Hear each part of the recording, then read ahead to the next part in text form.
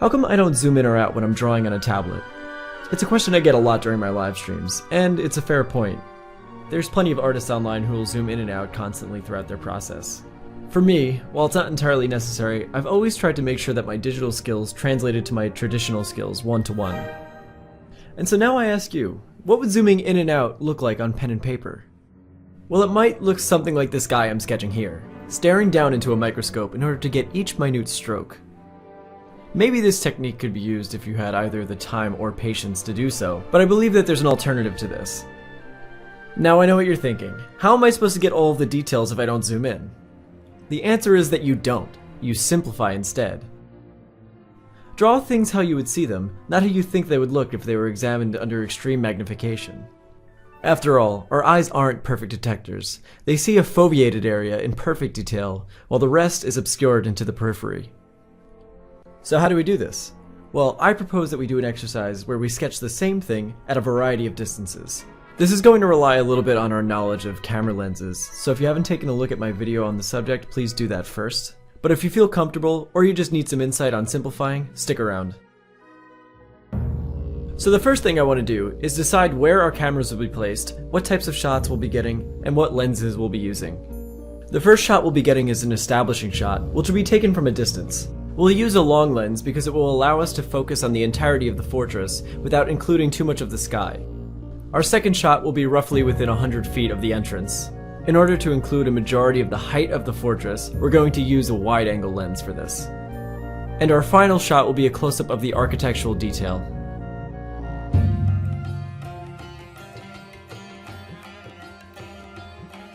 Alright, so let's begin with sketching out our establishing shot.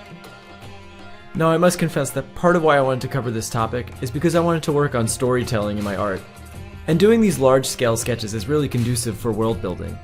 And on top of that, going at it like a storyboard artist will further reinforce our understanding of camera lenses.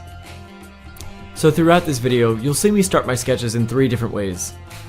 In this one, I'm going at it in a direct manner where I'm not using any underdrawings whatsoever.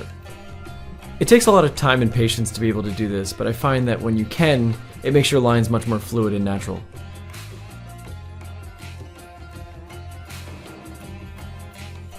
Notice that the only thing I'm including in the drawing are the major forms and the really high contrast areas like the windows and archways. Again, since we're using a long camera lens here, our convergences are going to be much more gradual. My lines heading back towards the right vanishing point are converging ever so slightly that it's almost not even noticeable. A good way to study this is to look at some long lens photography. Or, if you have access to a camera and a variety of lenses, go out and take some photos. Then when you have some pictures in hand, bring them over to Photoshop and draw perspective lines over them to see how they converge. I didn't really treat these foreground characters as though they were being viewed with a long lens, but I wanted to include more of them, so I added some vertical convergence. Take note of how simple my mark making is. There is a lot going on, but I'm trying to minimize each element to the fewest lines possible. For example, this foreground character's face is just 3 lines. One for the forehead and brow, another for the nose, and the last for the mouth and jaw. Every artist is going to have their own unique way of simplifying. Take a look at other artists that you enjoy and appreciate, and see what they do. Take note of what details they choose to include or to leave out, and try to incorporate that into your own work. In addition to line weight, color and value can help separate out the foreground, middle ground, and background in a large-scale image like this. And I'm being somewhat exaggeratory with the colors here, trying to bring out the warmth in the highlights and the coolness in the shadows. Continuing with the theme of having our skills translate to traditional, you can use a combination of pen, watercolor, and gouache to yield a similar result to what I've gotten here.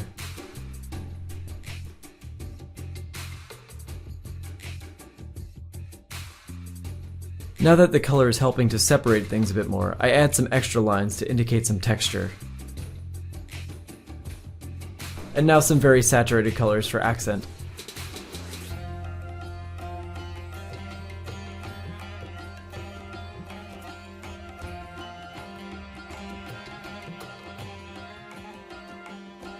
I'll start this drawing in a different way.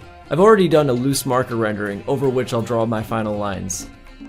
Since we're closer to the entrance, I'll use a wider angle lens, which will have some vertical convergence, and will just generally have a faster rate of convergence towards all vanishing points.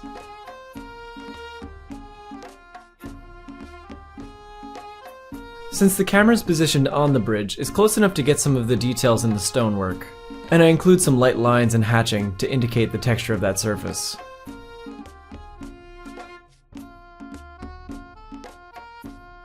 But again, as we move further in the distance, I prioritize the areas of highest contrast. The major forms, the windows, the archways, and the cast shadows will all be the things I'm trying to include here.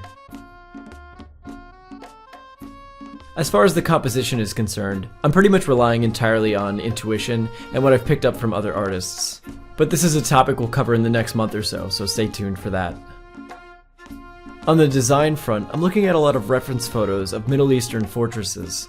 The reference photos help me figure out what types of shapes I'll be using and what elements should be included in the image.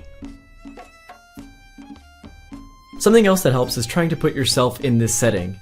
What do you see when you look around, and what sorts of sounds are you hearing? Maybe it's the bustle of merchants from the city nearby, or the flowing of water in the river below. How does it feel? Is it hot, cold, windy? And what types of things are you smelling? Maybe it's freshly cooked meat from a street vendor, or the aroma of the surrounding flora. What's you or your character's reasoning for being in the city?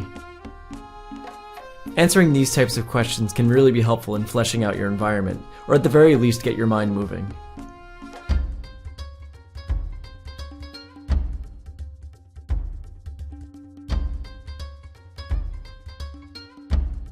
Once again, I'll add in some color underneath to separate my foreground, middle ground, and background. This will give your form some more volume and add some graphic read to your composition.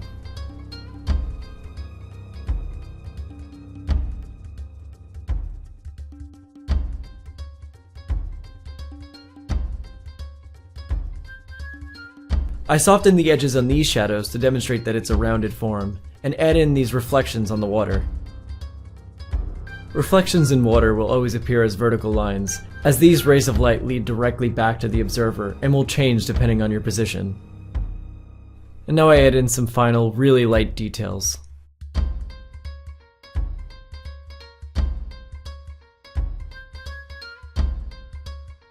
As promised, now we'll bring the camera even closer to the fortress so we can get a better understanding of the architectural details.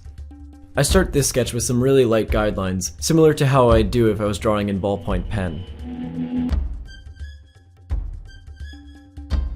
Since the camera is really close to the subject, we can clearly articulate the individual stones and some of the pattern work that's carved into them.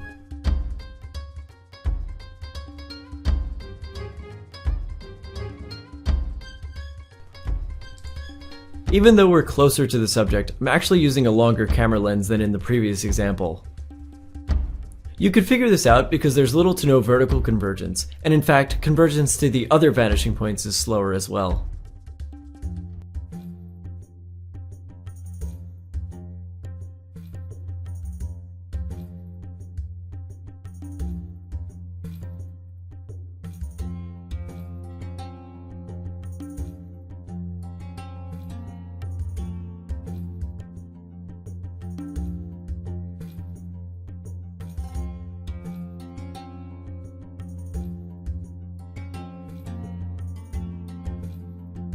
Even though this is the closest camera angle we're going to get, there's still some details that are just too small that I'll have to insinuate.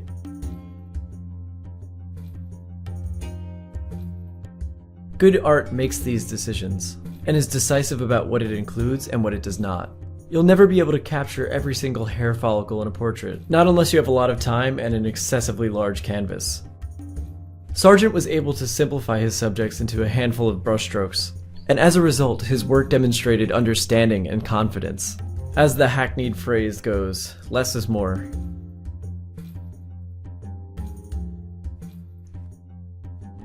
And that's pretty much it for this week, guys. A few quick announcements. With the new year comes a new schedule, so uploads will now be on Fridays, with live streams being 2 days a week, on Saturday and Sunday.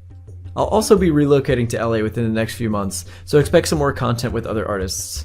I'm also working out the details for a class at Brainstorm School with John Park that'll start in the summer session, as well as some upcoming videos for his and Matthew Zickery's Foundation Patreon. This year I want to cover a lot more color, painting, and composition, so expect some of the tutorials to go in that direction. Anyway, please like and subscribe with notifications on if you enjoyed this video. And remember that modern day James says, if you zoom, you're doomed.